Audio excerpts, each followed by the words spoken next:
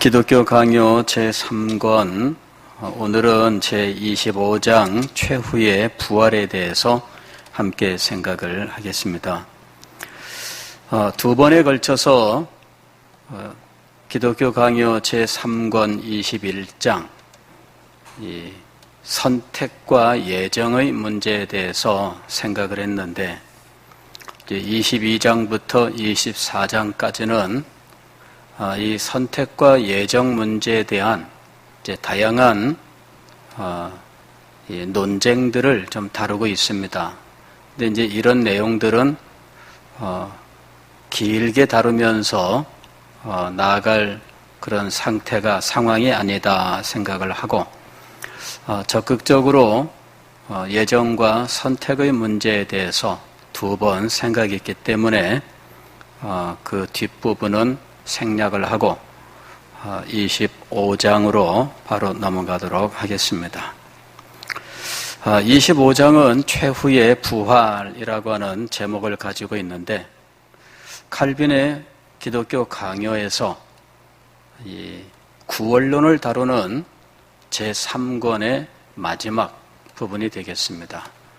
즉, 우리가 소명을 받아서 구원을 얻고 의롭다함을 얻고 하는 이 모든 과정들에 대해서 다 말을 하고 난 다음에 칼빈은 예정과 선택 그리고 최후의 부활이라는 제목으로 제3권 구원론을 마감하고 있는 것이죠. 자, 이 구원론의 마감에서 최후의 부활이라는 제목을 가지고 있지만, 그러나 알고 보면 그 내용은 이제 부활에만 집중하고 있지는 않다 하는 것입니다. 오히려 그 내용은 구원의 참된 의미, 이렇게 말할 수 있는 내용입니다. 혹은 구원의 진정한 목적, 이런 제목으로 그 내용을 정리할 수 있다 하는 것이죠.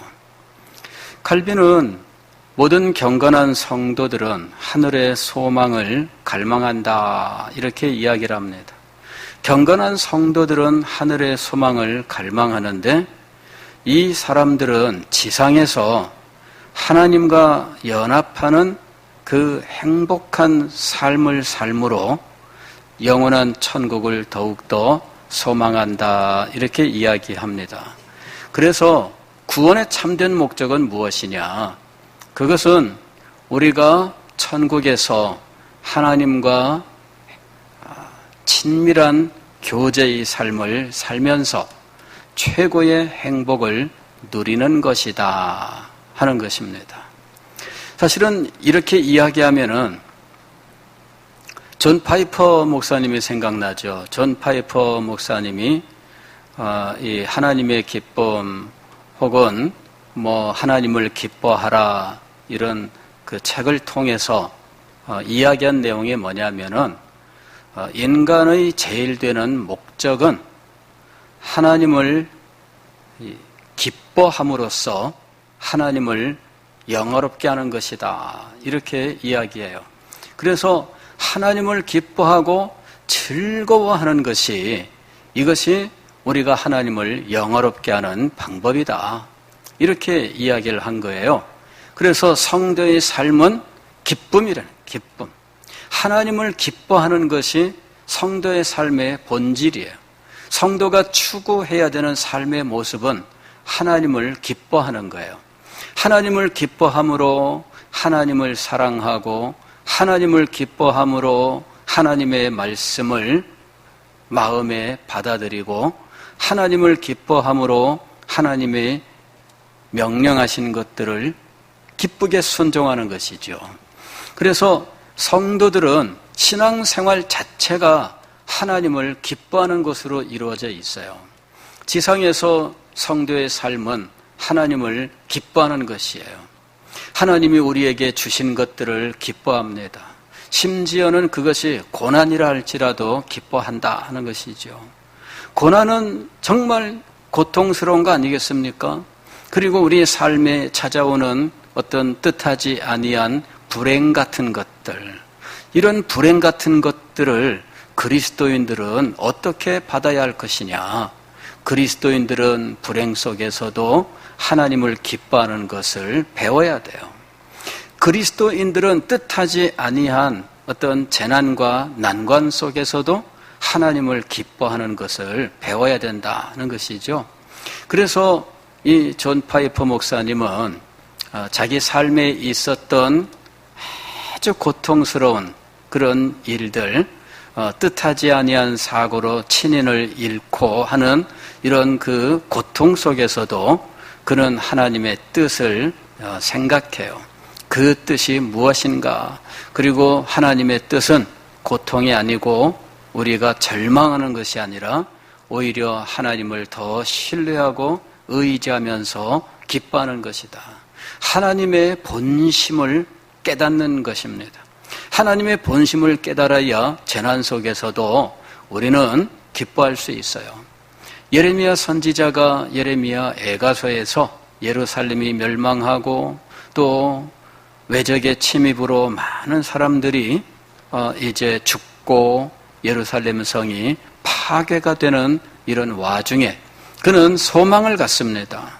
왜? 어떻게 해서 그는 그런 파괴의 현장에서 멸망의 현장에서 소망을 가질 수 있었을까요? 그것은 하나님의 본심에 대한 깨달음 때문이었어요.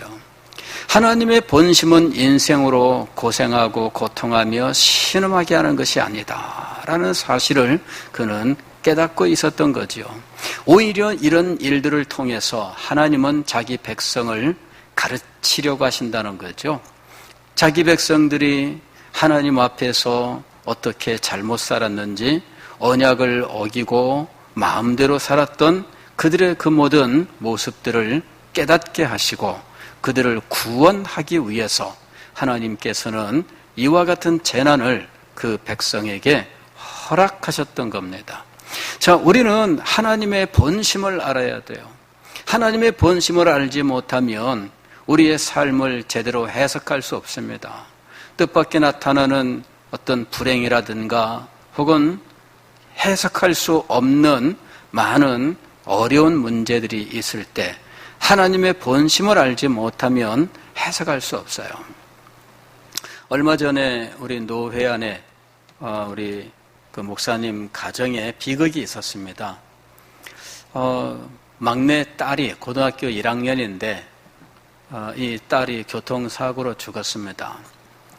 그 연락을 받았을 때 깜짝 놀랐어요. 50 조금 전후하는 목사님이신데 그 막내 딸이 고1인데 죽었다 이렇게 연락이 온 거예요. 그래서 이제 의문하러 갔죠. 문상을 갔는데 저보다 키도 크고 몸집도 이만하고 손도 제 2배, 3배가 되는 사람인데 위로할 수가 없어요. 위로할 수가 없어요. 그냥 손을 꼭 붙잡고 제 품에 머리를 박고 우는데 이건 위로할 수가 없습니다. 이건 어떻게 무슨 말로 위로할 수가 있어요. 그래가지고 한참 동안을 그냥 손을 붙잡고 서서 있었어요. 그 큰 몸집을 그냥 저한테 막 기대오는데 아이고야 이건 어떻게 해야 되겠어요. 그리고 나서 이제 자리에 앉았는데 뭐라고 얘기를 해야 될까요? 나중에 얘기를 들어보니까 이 택시가 횡단보도 앞에 서 있는 이 쪽으로 확 하고 밀고 들어오면서 그 서 있던 이 아이를 들이받은 거예요. 그래가지고 병원으로 옮겼지만 현장에서 이미 죽었다는 거죠. 그래서 다들 안타까워했습니다. 해석할 수 있을까요? 왜 이런 일이 일어날까요? 이거 해석할 수 있나요? 이 속에서도 하나님의 선을 우리가 발견할 수 있나요? 우리는 해석할 줄 알아야 돼요. 하나님의 뜻을 거기서도 읽을 줄 알아야 돼요. 그리고 그 가운데에서도 하나님의 선이 있음을 우리는 발견할 줄 알아야 돼요.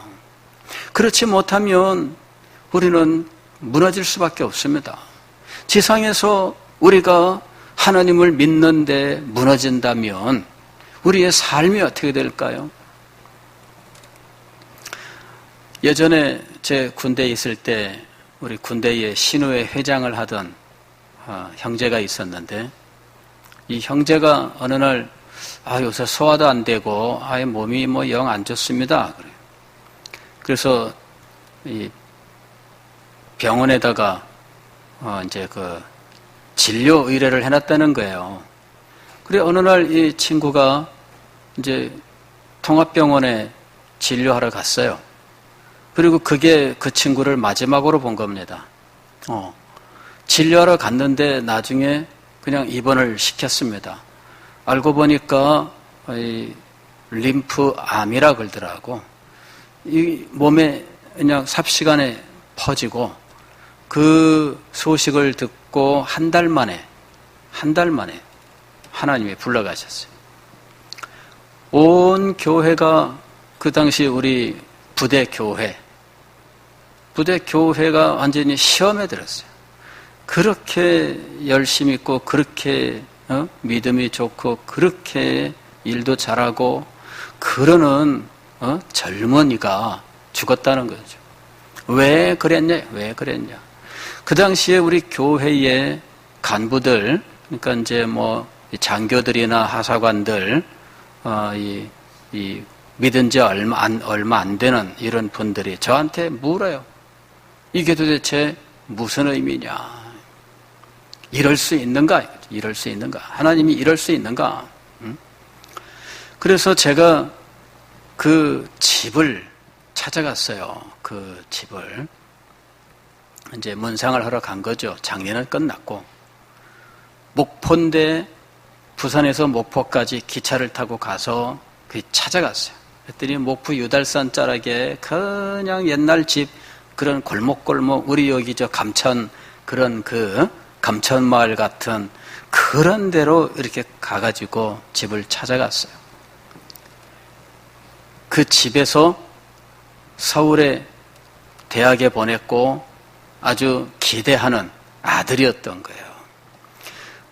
얼마나 마음이 아파요. 어떻게 할 수 있을까요? 우리는 이 삶 혹은 이 죽음 혹은 이 재난과 불행을 해석할 줄 알아야 돼요. 그럴 때 그 속에서 하나님의 선과 하나님의 인자하심, 하나님의 본심을 우리가 발견할 수 있어야 돼요. 그래야 우리는 이 세상에서 하나님을 기뻐함이라고 하는 이것을 끝까지 우리가 유지할 수가 있습니다. 웨스트민스터 서열의문답 제1문, 우리가 참 많이 듣는 말씀입니다. 인간의 제일 되는 목적이 무엇입니까? 인간의 제일 되는 목적은 하나님을 영화롭게 하며 그를 영원토록 즐거워하는 것입니다. 이럴 때 인간의 제일 되는 목적입니다. 우리는 인간의 제일 되는 목적, 그럴 때 지상에서 구원받은 성도의 삶에 대해서만 생각을 해요. 우리는 하나님을 영화롭게 하는 삶을 살아야 된다, 이렇게 이야기를 해요. 그래서 어떤 분은 그 인간의 제일 되는 목적을 인간이 사는 제일 되는 목적, 이렇게 또 해석해서 말을 하기도 합니다. 인간의 사는 제일 되는 목적, 그 사는이라고 하는 이 말은 지상에서 살아가는 삶을 의미하겠지요. 그러나 알고 보면은 구원받은 하나님의 백성들 영원한 삶까지 포괄하는 내용이 되고 있다는 거죠. 즉 그리스도인이 구원을 받았고 또 우리가 영원한 천국에 갈 때 구원받은 그 이후 지상에서든 하늘에서든 우리의 삶의 본질이 무엇이냐 하는 거예요. 지상에서든 하늘에서든 우리의 삶의 본질은 하나님을 즐거워하고 하나님을 영화롭게 하는 것이다 하는 거예요. 근데 이것은 무엇을 의미하는 것이냐 하면 하나님과 연합된, 하나님과의 친밀한 연합을 표현하는 말이에요. 그러니까 우리가 이제 신학적으로는 이 연합이란 말을 쓰면은 뭔가 감이 잘 안 와요. 그래서 이거를 성도들에게 쉽게 풀어주는 말이 바로 이것입니다. 하나님과의 연합을 통해 하나님 앞에서 영원히 즐겁고 행복하게 살아가는 것. 이것이 바로 연합, 하나님과의 연합. 하나님과의 연합을 통해서 우리는 하나님 앞에서 영원히 즐겁고 행복하게 살아가게 되었어요. 구원은 우리에게 무엇을 주고 있느냐 하면 바로 이 하나님과의 연합을 주는 거예요. 우리는 구원에 대해서 다양한 말로 표현하죠. 죄사함을 받았다 뭐 이렇게도 표현하고 혹은 뭐 거듭났다 이렇게도 표현하잖아요. 그런데 그거는 구원의 시점에서 우리에게 일어난 것이고 근본적으로 구원을 통해서 우리에게 주어진 것은 무엇이냐면 하나님과의 연합이에요. 하나님과의 연합.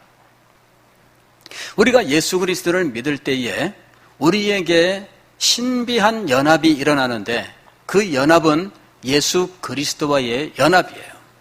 예수 그리스도와 하나 되는 거죠. 예수 그리스도와 하나됨을 통해서 하나님께서 예수 그리스도를 통하여 우리에게 베푸시는 모든 복들을 받게 되어 있는 거예요. 즉 우리는 예수 그리스도와 연합을 통하여 하나님의 모든 신령한 은혜들을 받게 되어 있는 것이죠. 그럴 때 우리가 하나님의 주시는 모든 신령한 것들을 그리스도를 통해서 받는 것이 이것이 하나님과의 연합의 축복이었던 거예요. 지금 우리가 시편 73편 25절 말씀을 읽었죠. 시험에 빠졌던 시인이 이 시험을 이기게 됩니다. 그러면서 이 시인이 믿음을 회복하되 더 높은 차원으로 그 믿음이 성장하게 되었는데 그때 그가 고백한 그의 믿음의 모습이 우리가 읽은 25절의 말씀이었어요. 하늘에서는 주 외에 누가 내게 있으리요. 하늘에서 우리가 바라보고 의지하고 사랑해야 될 유일한 존재는 누구인가? 하나님. 예.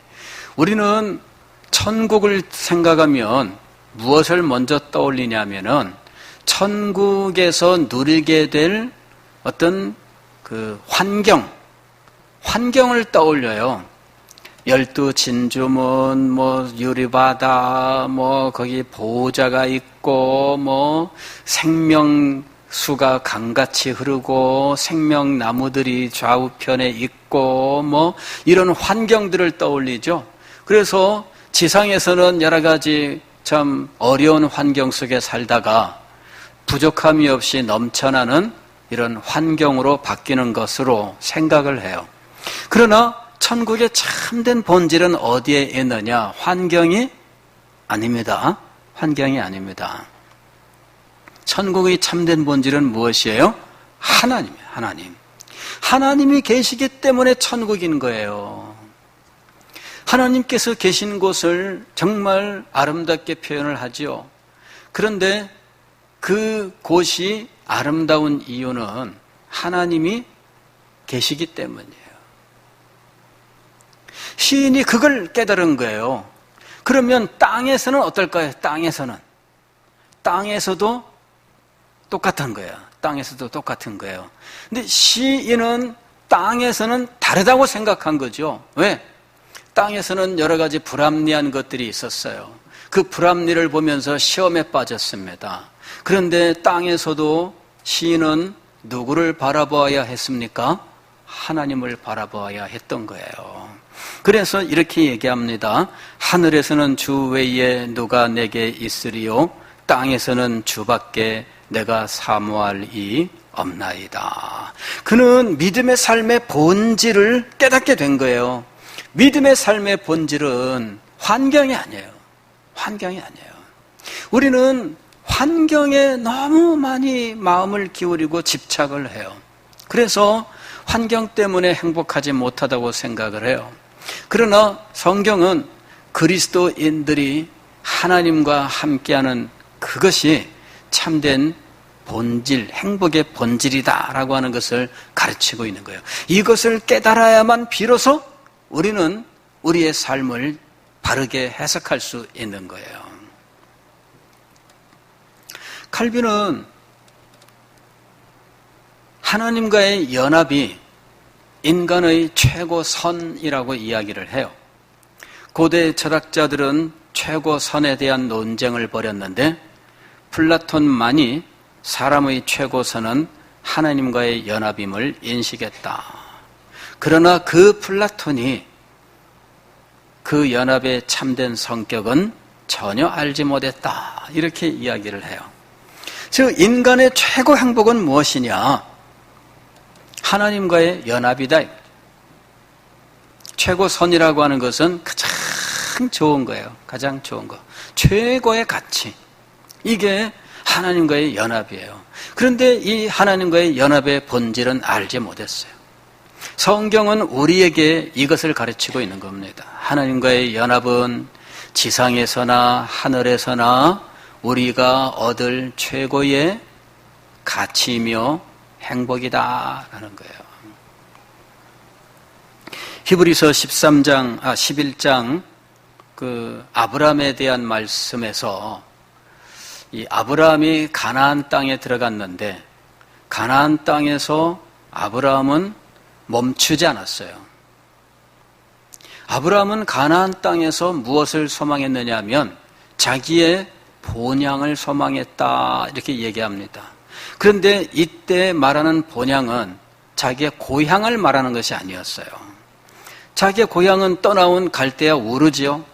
그러나 아브라함이 가나안 땅에 도착해서 이제 여기서 끝 이렇게 생각 안 했다는 거죠. 하나님께서 내가 네게 지시할 땅으로 가라 그랬습니다.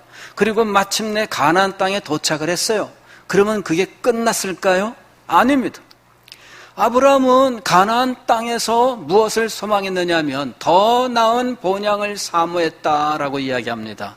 이때 이 더 나은 본향은 고향 땅이 아니에요.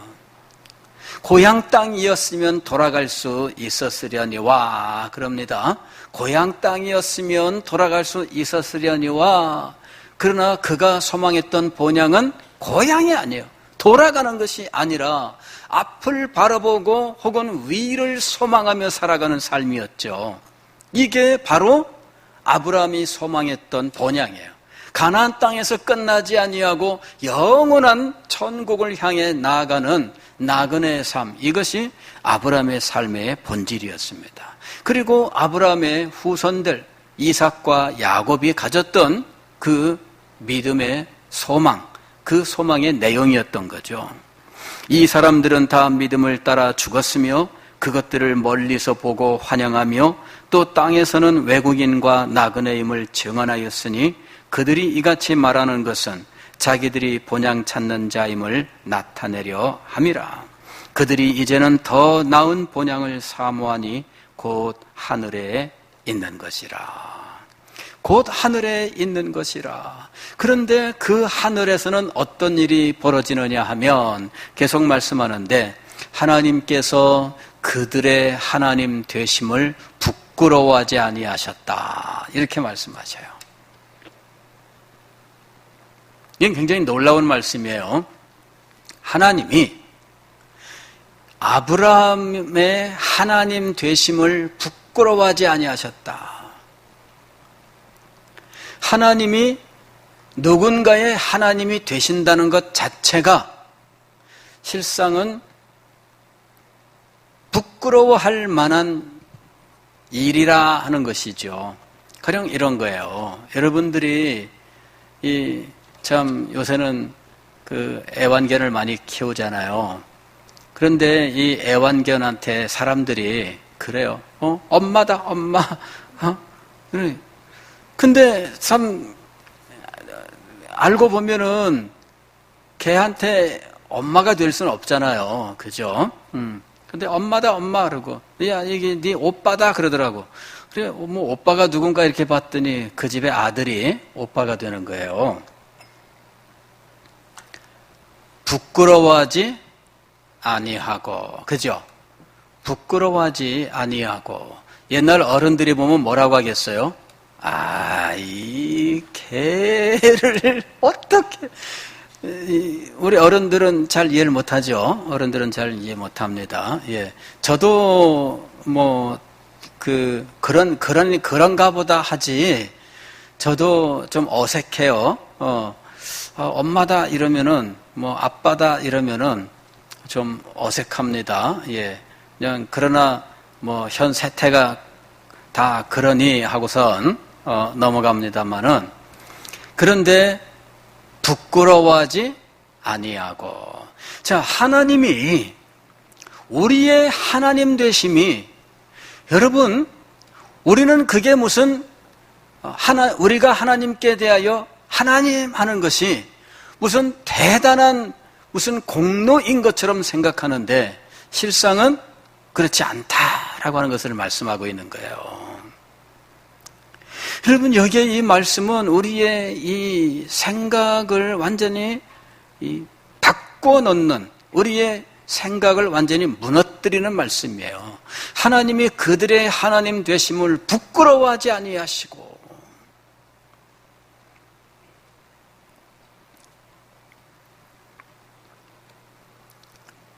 자, 도대체 무슨 일이 일어나고 있는 것입니까?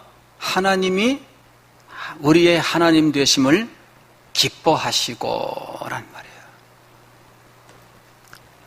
그 하나님의 기쁨에 참여하는 거죠. 하나님의 기쁨에 참여하는 거예요. 그것이 하나님 앞에서 살아가는 성도의 복된 삶이에요.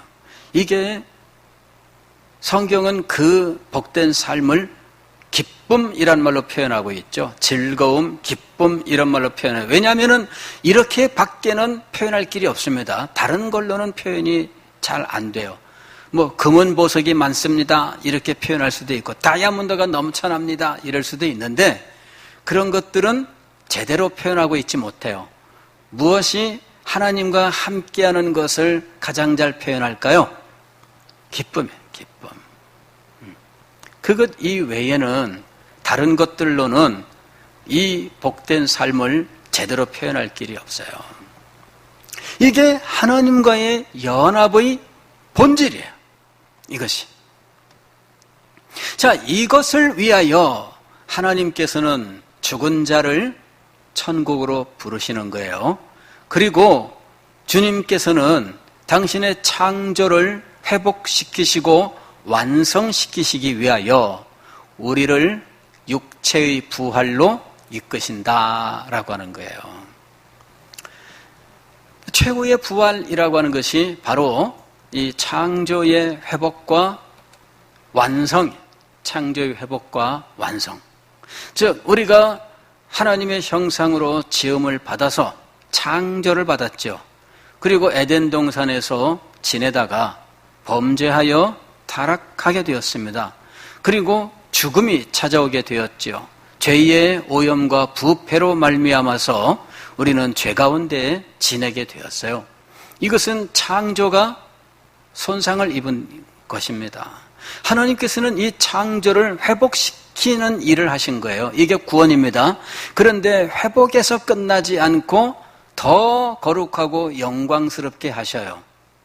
그 과정이 바로 우리가 육체의 부활을 하게 되는 거예요.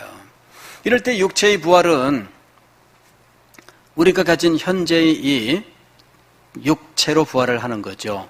그러나 단순히 이 육체로의 회복이 아닙니다.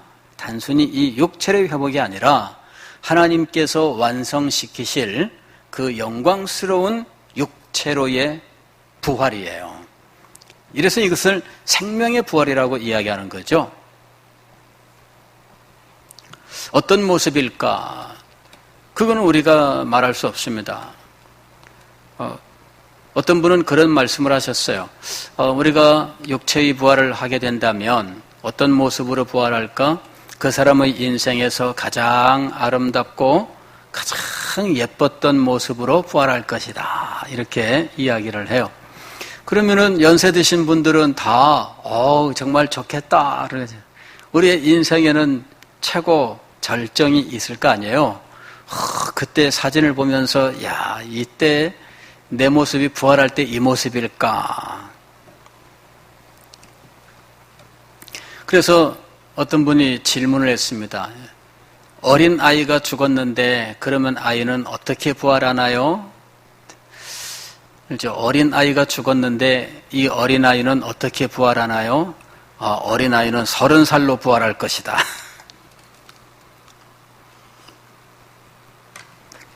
인생에서 가장 힘있고 가장 건강하고 가장 아름답고 최고 절정기의 모습으로. 근데 그 정도가 아닙니다.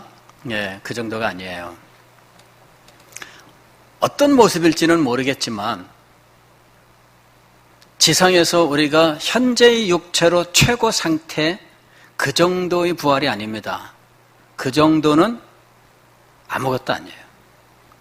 왜? 지상에서 우리가 육체적으로 최고의 상태라고 한들 타락한 이 세상의 모습일 뿐이거든요. 부족한 거예요. 한없이 부족한 거예요. 그래서 지금 우리가 육체를 입고 최고 좋았을 때의 모습으로의 부활이 아닙니다. 그거는 지금의 수준에서 말하는 것이죠. 영광스럽게 된 상황에서는 이것과는 차원이 달라요. 더불어 논할 수가 없습니다. 고린도전서 15장에서 부활에 대해서 이야기할 때 이 장차 부활에 대하여 우리는 말할 수 없다. 어떤 모습일지에 대하여 말할 수 없다. 그러나 그 부활은 거룩하고 영광스러울 것이다 라고 이야기를 해요. 지금 이곳에서 우리가 누리고 있던 이 육체의 건강과 힘이라고 하는 것은 부활체에 비하면은 아무것도 아니라는 거죠.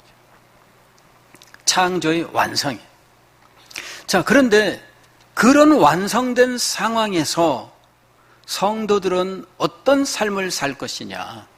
하나님 앞에서 하나님을 기뻐하고 즐거워하는 이 영원한 행복을 누리게 될 것이다 라고 이야기하는 거예요.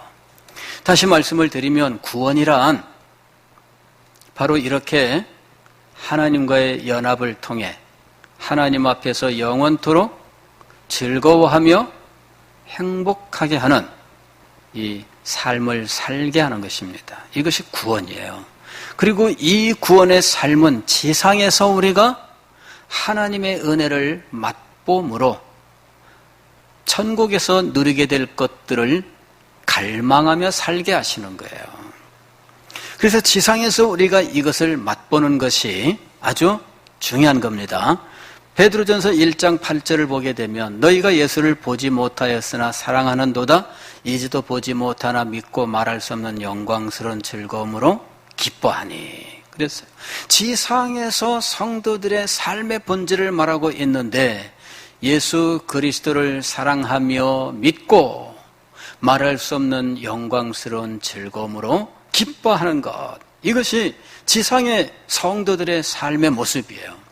이런 삶을 사는 성도들이 더 나은 본향을 사모하며 하나님 앞에서 살아가는 그 궁극적인 영원한 행복, 그 기쁨을 소망하며 살게 된다라고 하는 것입니다. 과거 히브리서 11장에서 말씀하는 모든 신앙의 위인들은 바로 이와 같은 소망 가운데 살았다 하는 것입니다. 이 소망으로 살았기 때문에 세상이 그들을 감당치 못했습니다.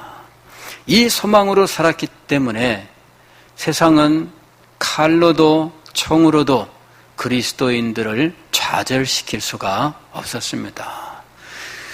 이 소망으로 살았기 때문에 그리스도인들은 이 세상의 환난과 재난 속에서도 낙심하지 아니하고 주님을 바라보며 살았던 거죠.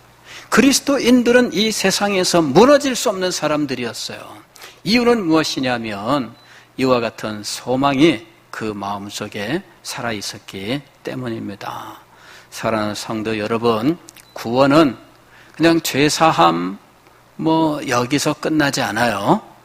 구원은 하나님과 연합하여 하나님 앞에서 영원한 즐거움과 행복을 누리게 하는 이 삶을 가져다 주는 거예요. 지상에서뿐만 아니라 영원한 천국에서 궁극적으로 이것을 누리며 살게 하시는 거예요. 이 과정에 우리는 육신의 죽음도 맞이하게 될 것이지만 그러나 육체의 부활, 영광스러운 부활을 하게 될 것이고 하나님께서 우리를 회복시키시되 영광의 세계 속에서 누리게 하시는 모든 것들을 누리게 된다는 거예요. 이 소망을 가지고 오히려 용기를 얻고 힘을 얻고 기뻐하는 우리의 삶이 될 수 있기를 주의 이름으로 축원합니다.